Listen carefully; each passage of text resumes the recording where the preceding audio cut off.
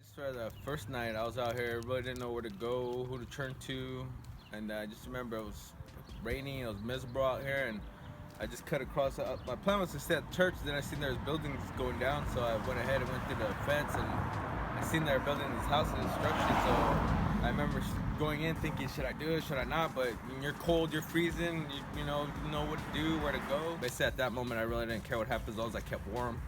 So, I was soaking wet though, I ain't gonna lie. I was stretched, no blanket, no coat, no jacket, no phone, no help, no nothing. So I just stayed indoors for as long as I can. Then I cut out early in the morning, went back home. My family told me to get out of there, so I went back over there and just basically rest up.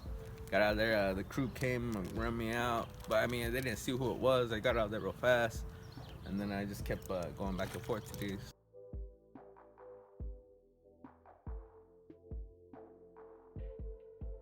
Rapping, it's just been a gift that a few of us have, and I just have that gift, and writing just came so natural to me, almost like riding a bike or something. So I said, might as well do what I like, but at the same time got to do something that makes you money. You got to eat, you got to have somewhere to sleep. So at first I was kind of discouraged, because as you get older, you're like, it's just a dream. You gotta let that dream go. But then I was like, you gotta keep fighting, because if you let that dream go, then you're gonna let everything else go.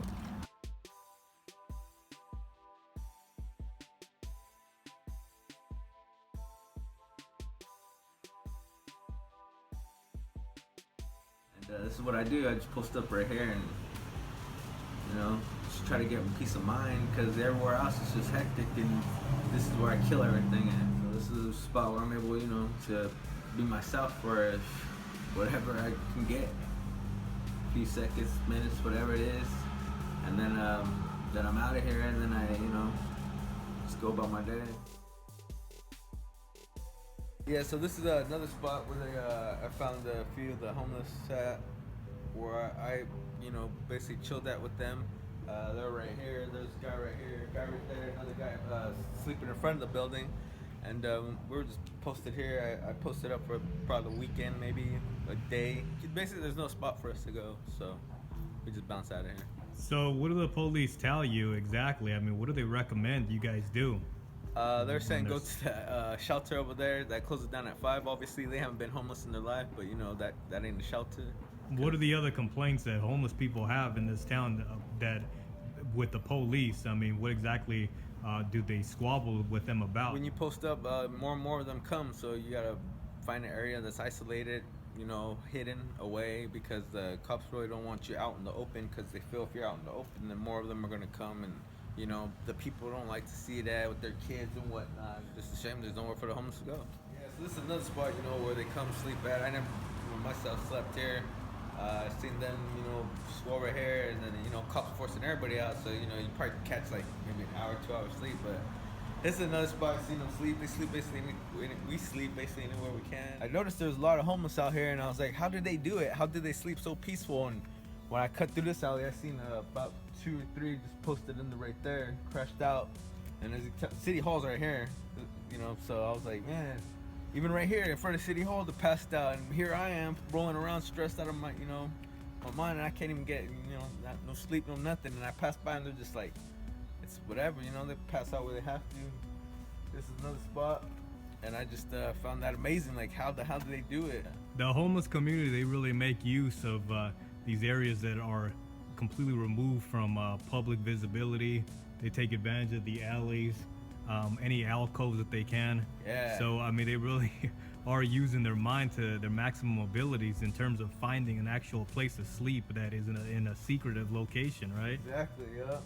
And I'm over here like, man, I'm kind of new to this, so I'm still getting everything,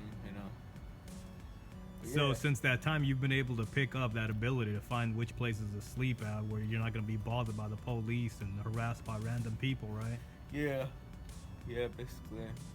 Yeah, so there'll be some days where, where I'm really out of my luck, down luck, hungry. I come right here, eat, shower up, grab some clothes. They provide a good service right here. This is the shelter. Basically, there's another shelter here, but this one's closest to town.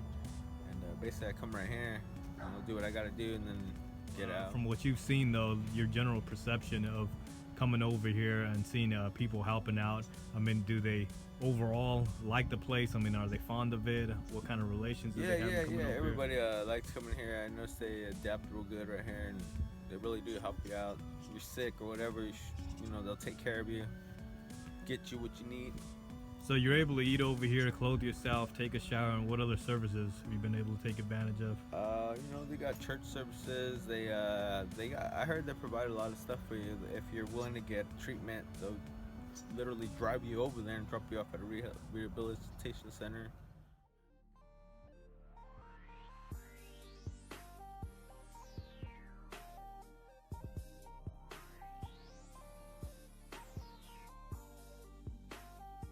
So this is a spot where everybody, you know, connects at, gathers up at. This public park right here, Dump Park. You know, we all come together right here, and I can remember being as a kid, you know, coming over here and stuff, or you know, just bringing cousins over here for a minute, and you know, this is where it's at.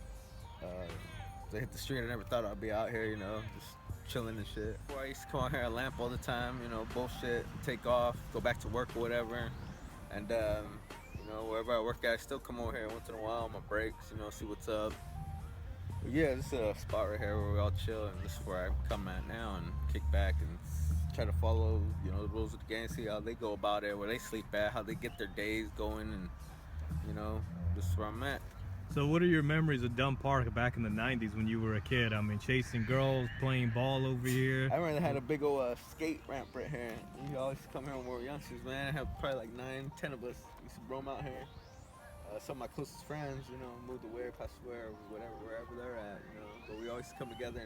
And even after you are able to move back to your mom's pad or wherever life takes you after this point, are you going to continue to come back over to the park and break bread with people? Oh yeah, no matter what. If I'm working, if I'm full, I'm going to be breaking off. If I'm rich, whatever, I'm going to come back, give, you know. You never forget the people when you went through tough times. People, you just mentioned to me that they kind of look at you in this real bad way when you're roaming around the neighborhood over here, that people that don't understand the situation of the homeless, they look at you in a real negative way. So yeah, you always get speak that. about You always get stares and stuff, but you know, you just gotta be about it yourself. But you know, I find that it kind of bugs you out a little bit, but you just gotta try to keep calm, keep peace of mind, and just keep going. So do you have any memories of what this park was like with past generations? Do you hear any of the old-time veterans talking about the cruising that would pop off over here, the really. families that would come out and picnic with each other, especially during Easter, during the spring and the summer? You don't hear much conversation about that there? Nah. Hearing about that. So shooting a rap video over here, would you ever think about doing something like that? Nah, I wouldn't, as far as that goes. Why wouldn't you think about shooting a rap video? Why wouldn't you? Nah, come on, let's go. Basically, when you come down, you're getting off drugs, whatever, and you don't want to do them no more, trying to beer. So it's just about beer, and dang, I got this little bit of smoke to, you know, get back on, and even if I gotta be out there on my own, at least, you know, I won't be carrying so much. Well, what are your plans for tonight? You know, basically, drink, lamp a little, and then seek some shelter, and basically trek home after. Next few days, I'm gonna do my best, stay on my feet, get clean, get sober, get a right state of mind, and then just go throw in some, you know, resumes, some apps, and try to get back on my feet.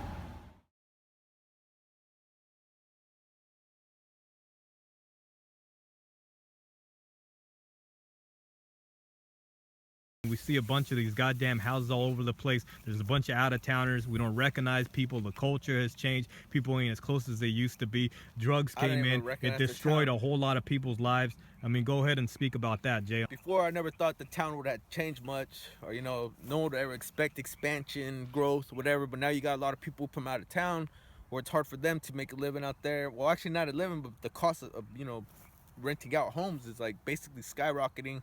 So now you got more people evading small towns, and you know, they're just blowing up small towns. The community used to be a tight community where everybody knew each other. Now it's just like you can't even recognize your own town no more. The original families that grew up in this town are basically forced to get out of this town, live in Los Baños Valley, wherever they could seek the lower costs. When I was young, I was just all about playing baseball. I never really thought about money, never thought about this or that, or I just not even you know, really about what I was gonna do in my life. As long as I had, you know, that ball in my hand, I was pitching or I was hitting, either way, baseball was truly my passion, and you know, I love those days. It was almost like the Sandlot. Like we all had our group, and we're just out there playing ball until like even nighttime. Like right now, we'll still be playing ball, and those days were probably like the best days of my life. And growing up, and everybody knew me, and we were all cool going to school. And so basically, this is what the town meant to me.